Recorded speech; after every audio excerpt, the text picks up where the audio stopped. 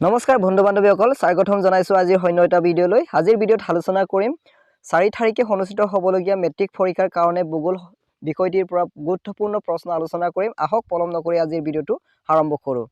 আজিৰ ভিডিঅ'টিৰ প্ৰথমটো প্ৰশ্নটো হৈছে পৃথিৱীৰ আগৰ মহাসাগৰৰ দ্বাৰা কি গঠিত হয়? ইয়াৰে উত্তৰটো হ'ব জলমণ্ডল। নেক্সট কুৱেশ্যনলৈ আহিছোঁ।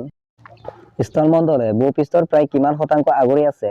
ইয়াৰে উত্তৰটো হ'ব 29%। নেক্সট কুৱেশ্যনলৈ আহিছোঁ।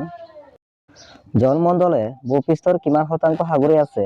ইয়াৰে উত্তৰটো হ'ব 71%। নেক্সট কুৱেশ্যনলৈ আহিছোঁ। এতিয়ালৈকে প্ৰায় কিমান নিযুত জীৱ প্ৰজাতি জীৱ বিজ্ঞানীসকলে চিনাক্ত কৰিবলৈ সক্ষম হৈছে? ইয়াৰে উত্তৰটো হ'ব 1.75 অৰ্থাৎ 1.75 নিযুত। নেক্সট কুৱেশ্যনলৈ আহিছোঁ। বায়ুমণ্ডল ভূপৃষ্ঠৰ পৰা প্ৰায় কিমান কিলোমিটাৰ উচ্চতালৈ বিয়পি আছে? ইয়াৰে উত্তৰটো হ'ব 480 কিলোমিটাৰ উচ্চতালৈকে বিয়পি আছে। নেক্সট কুৱেশ্যনলৈ আহিছোঁ। কিমান চনত সুমাত্ৰাৰ ক্ৰাকাটোৱা আগ্নেয়গিৰিৰ অধিগ্ৰহণ হৈছিল? ইয়াৰে উত্তৰটো হ'ব 1883 চনত 1883 চনত। নেক্সট কুৱেশ্যনলৈ আহিছোঁ। কি অঞ্চলৰ প্ৰাকৃতিক অৱস্থা বহু বেলেগ? ইয়াৰে উত্তৰটো হ'ব উচ্চ পাৰ্বতীয় অঞ্চল। নেক্সট কুৱেশ্যনলৈ আহিছোঁ। কিয়ে আমাৰ পৃথিৱীখন নানা ধৰণৰ পাৰিৱেশিক সমস্যাৰ সন্মুখীন কৰিছে?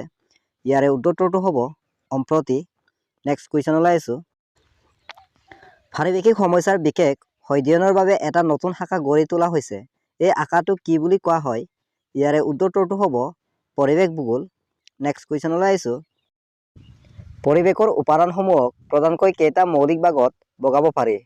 ইয়াৰে উত্তৰটো হ'ব 2টা ভাগত। নেক্সট কুৱেশ্যনলৈ আহিছোঁ।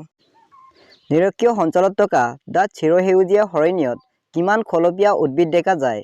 ইয়াৰে উত্তৰটো হ'ব 3 খলপীয়া। নেক্সট কুৱেশ্যনলৈ আহিছোঁ। বননিৰ ধ্বংস কাৰ্যক কি বুলি কোৱা হয়? ইয়াৰে উত্তৰটো হ'ব নিৰ্বনীকৰণ। নেক্সট কুৱেশ্যনলৈ আহিছোঁ। পাহাৰীয়া অঞ্চলত কমেও কিমান শতাংশ বননি আৱৰণ থকাটো দৰকাৰ? ইয়াৰে উত্তৰটো হ'ব 60%। নেক্সট কুৱেশ্যনলৈ আহিছোঁ।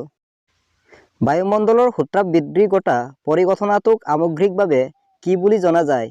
ইয়াৰে উত্তৰটো হ'ব গোলকীয় সূত্ৰাপ বৃদ্ধি। নেক্সট কুৱেশ্যনলৈ আহিছোঁ। মানুহ কিহৰ ওপৰত নিৰ্ভৰশীল? ইয়াৰে উত্তৰটো হ'ব পৰিৱেশৰ ওপৰত। নেক্সট কুৱেশ্যনলৈ আহিছোঁ। ভূপৃষ্ঠৰ কিমান শতাংশ জলমণ্ডলে সাগৰি আছে? ইয়াৰে উত্তৰটো হ'ব 71%। নেক্সট কুৱেশ্যনলৈ আহিছোঁ। সহজ অৰ্থত পানী প্ৰদূষণ কাক বোলে? ইয়াৰে উত্তৰটো হ'ব দূষিত পদাৰ্থ মিহলিওৱাৰ ফলত। নেক্সট কুৱেশ্যনলৈ আহিছোঁ। তলত দিয়া কোনটো পানী প্ৰদূষণৰ ভিতৰত পৰে? ইয়াৰে উত্তৰটো হ'ব দ্ৰব্য নিক্ষেপণ। নেক্সট কুৱেশ্যনলৈ আহিছোঁ। বায়ু প্ৰদূষণ বুলিলে সাধাৰণতে কি হোৱাটো বুজায়? ইয়াৰে বিকল্পসমূহ দিয়া আছে। ইয়াৰে উত্তৰটো হ'ব মানুহৰ কাৰ্যৰ ফলত। মানুহৰ কাৰ্যৰ ফলত। নেক্সট কুৱেশ্যনলৈ আহিছোঁ। বায়ু প্ৰদূষণৰ লগত জড়িত এটা প্ৰধান সমস্যা কি? ইয়াৰে উত্তৰটো হ'ব এচিড বৰষুণ। নেক্সট কুৱেশ্যনলৈ আহিছোঁ। ভূগোল বিষয়টো কোনটো শাখা অতি গুৰুত্বপূৰ্ণ? ইয়াৰে উত্তৰটো হ'ব আঞ্চলিক ভূগোল। নেক্সট কুৱেশ্যনলৈ আহিছোঁ। সাদৃশ্য ভিত্তিত চিনাক্ত কৰা একোটা অংশক কি বুলি কোৱা হয়? ইয়াৰে উত্তৰটো হ'ব সমধৰ্মী অঞ্চল। নেক্সট কুৱেশ্যনলৈ আহিছোঁ। ক্ৰিয়াত্মক সম্পৰ্কৰ ভিত্তিত চিনাক্ত কৰা অংশক কি বুলি কোৱা হয়? ইয়াৰে উত্তৰটো হ'ব ক্ৰিয়াত্মক অঞ্চল। নেক্সট কুৱেশ্যনলৈ আহিছোঁ। প্ৰাকৃতিক উপাদান কিহৰ ওপৰত নিৰ্ভৰ কৰি চিনাক্ত কৰা হয়? ইয়াৰে উত্তৰটো হ'ব সাদৃশ্যৰ ওপৰত। নেক্সট কুৱেশ্যনলৈ আহিছোঁ। প্ৰতিখন নগৰে একোটা কি অঞ্চল থাকে? প্ৰতিখন নগৰে একোটা কি অঞ্চল থাকে? ইয়াৰে উত্তৰটো হ'ব ক্ৰিয়াত্মক অঞ্চল। নেক্সট কুৱেশ্যনলৈ আহিছোঁ। ভূপৃষ্ঠৰ প্ৰায় কিমান নিযুত বৰ্গ কিলোমিটাৰ মাটি আছে? ইয়াৰে উত্তৰটো হ'ব 149 নিযুত। নেক্সট কুৱেশ্যনলৈ আহিছোঁ। ভূপৃষ্ঠৰ প্ৰায় কিমান নিযুত বৰ্গ কিলোমিটাৰ পানীয়ে আৱৰি আছে? ইয়াৰে উত্তৰটো হ'ব 361 নিযুত বৰ্গ। নেক্সট কুৱেশ্যনলৈ আহিছোঁ। মহাদেশসমূহৰ ভিতৰত কি মহাদেশ আটাইতকৈ সৰ্ববৃহৎ? ইয়াৰে উত্তৰটো হ'ব এছিয়া মহাদেশ। নেক্সট কুৱেশ্যনলৈ আহিছোঁ। মহাসাগৰসমূহৰ ভিতৰত কোনখন মহাসাগৰ আটাইতকৈ সৰ্ববৃহৎ? ইয়াৰে উত্তৰটো হ'ব প্ৰশান্ত মহাসাগৰ। নেক্সট কুৱেশ্যনলৈ আহিছোঁ। পৃথিৱীৰ স্থলমণ্ডলৰ প্ৰায় কিমান শতাংশ জুৰি সাৱৰি আছে? ইয়াৰে উত্তৰটো হ'ব 30%। নেক্সট কুৱেশ্যনলৈ আহিছোঁ। নিৰক্ষীয় অঞ্চলৰ বছৰি গড় উত্তাপৰ পৰিমাণ কিমান চেলছিয়াছ? ইয়াৰে উত্তৰটো হ'ব 27 চেলছিয়াছ। নেক্সট কুৱেশ্যনলৈ আহিছোঁ। নিৰক্ষীয় অঞ্চলৰ বছৰি গড় বৃষ্টিপাতৰ পৰিমাণ কিমান চেণ্টিমিটাৰ? ইয়াৰে উত্তৰটো হ'ব 200 চেণ্টিমিটাৰ। নেক্সট কুৱেশ্যনলৈ আহিছোঁ। হামাজান নদীৰ অৱবাহিকাক কি বোলা হয়? ইয়াৰে উত্তৰটো হ'ব চেলবা। নেক্সট কুৱেশ্যনলৈ আহিছোঁ।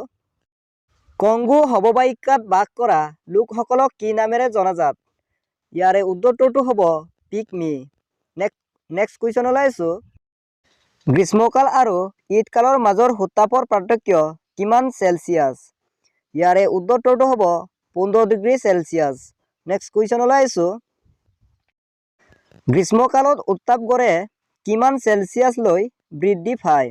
ইয়াৰে উত্তৰটো হ'ব 15 ডিগ্ৰী চেলছিয়াছলৈ বৃদ্ধি পায়। নেক্সট কুৱেশ্যনলৈ আহিছোঁ। উত্তৰ মেৰুৰ প্ৰাকৃতিক অঞ্চলটো কি বুলি জনাজাত? ইয়াৰে উত্তৰটো হ'ব টুন্দ্ৰা অঞ্চল। নেক্সট কুৱেশ্যনলৈ আহিছোঁ। উপকূল ৰেখা প্ৰায় কিমান হাজাৰ কিলোমিটাৰ দীঘল? ইয়াৰে উত্তৰটো হ'ব 30,000। নেক্সট কুৱেশ্যনলৈ আহিছোঁ। আফ্ৰিকা মহাদেশৰ প্ৰায় কিমান শতাংশ লোক নগৰবাসী? ইয়াৰে উত্তৰটো হ'ব 37%, 38%। নেক্সট কুৱেশ্যনলৈ আহিছোঁ। জাপান আৰু এছিয়া মহাদেশ কি প্ৰান্তত অৱস্থিত? ইয়াৰে উত্তৰটো হ'ব পূব প্ৰান্তত। নেক্সট কুৱেশ্যনলৈ আহিছোঁ। জাপান দেশ প্ৰশান্ত মহাসাগৰৰ কি সংকট আছে?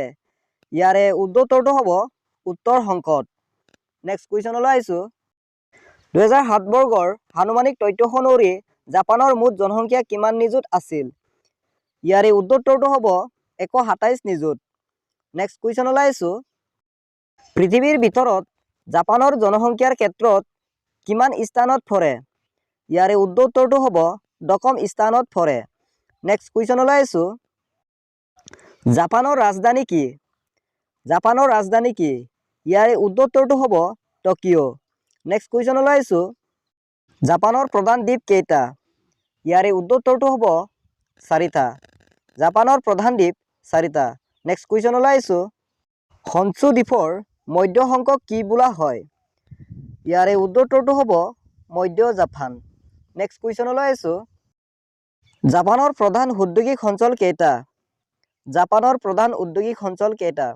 ইয়াৰে উত্তৰটো হ'ব 4টা। জাপানৰ প্ৰধান ঔদ্যোগিক অঞ্চল 4টা। নেক্সট কুৱেশ্যনলৈ আহিছোঁ। সমগ্ৰ পৃথিৱীৰ ভিতৰত ঔদ্যোগিক উৎপাদনৰ ক্ষেত্ৰত জাপানৰ স্থান কিমান? ইয়াৰে উত্তৰটো হ'ব দ্বিতীয়। নেক্সট কুৱেশ্যনলৈ আহিছোঁ। জাপানৰ জনমূৰি বাৰ্ষিক ৰাষ্ট্ৰীয় আয় বৰ্তমান কিমান ডলাৰ? ইয়াৰে উত্তৰটো হ'ব $33,000। নেক্সট কুৱেশ্যনলৈ আহিছোঁ। জাপানৰ প্ৰধান কৃষি শস্য কি? জাপানৰ প্ৰধান কৃষি শস্য কি? ইয়াৰে উত্তৰটো হ'ব ধান। নেক্সট কুৱেশ্যনলৈ আহিছোঁ। নুনী গছৰ বাবে কোনখন অঞ্চল বিখ্যাত? ইয়াৰে উত্তৰটো হ'ব পশ্চিম কাণ্টো অঞ্চল। পশ্চিম কাণ্টো অঞ্চল নুনী গছৰ বাবে বিখ্যাত। নেক্সট কুৱেশ্যনলৈ আহিছোঁ। কোনখন অঞ্চলক ধান উৎপন্নকাৰী অঞ্চল বুলিব পাৰি? ইয়াৰে উত্তৰটো হ'ব আকুৰিকু অঞ্চল। আকুৰিকু অঞ্চলক ধান উৎপন্নকাৰী অঞ্চল বুলিব পাৰি। নেক্সট কুৱেশ্যনলৈ আহিছোঁ। কমলা উৎপাদনৰ বাবে কোনখন অঞ্চল বিশেষভাৱে উপযোগী? ইয়াৰে উত্তৰটো হ'ব টোকাই অঞ্চল। নেক্সট কুৱেশ্যনলৈ আহিছোঁ। পৰিদিয়া অঞ্চলক কেইটা ভাগত বিভক্ত কৰিব পাৰি? ইয়াৰে উত্তৰটো হ'ব 4টা ভাগত। পৰিদিয়া অঞ্চলক 4টা ভাগত বিভক্ত কৰিব পাৰি। নেক্সট কুৱেশ্যনলৈ আহিছোঁ। কোনখন অঞ্চলৰ বেছিভাগ ঠাই পৰ্বতেৰে ভৰা? ইয়াৰে উত্তৰটো হ'ব সিডা অঞ্চল। নেক্সট কুৱেশ্যনলৈ আহিছোঁ। হোক্কাইডো অঞ্চল কেইটা ভাগত ভগাব পাৰি? হোক্কাইডো অঞ্চলক কেইটা ভাগত ভগাব পাৰি?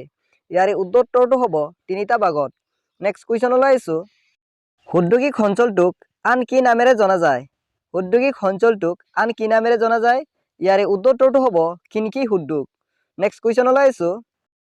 নাগোয়া উদ্যোগ অঞ্চলটো জাপানত কি বুলি জনা যায়? ইয়াৰে উত্তৰটো হ'ব ডেট্ৰইট। আজিৰ ভিডিঅ'টিৰ লাষ্ট প্ৰশ্নটোলৈ আহিছোঁ।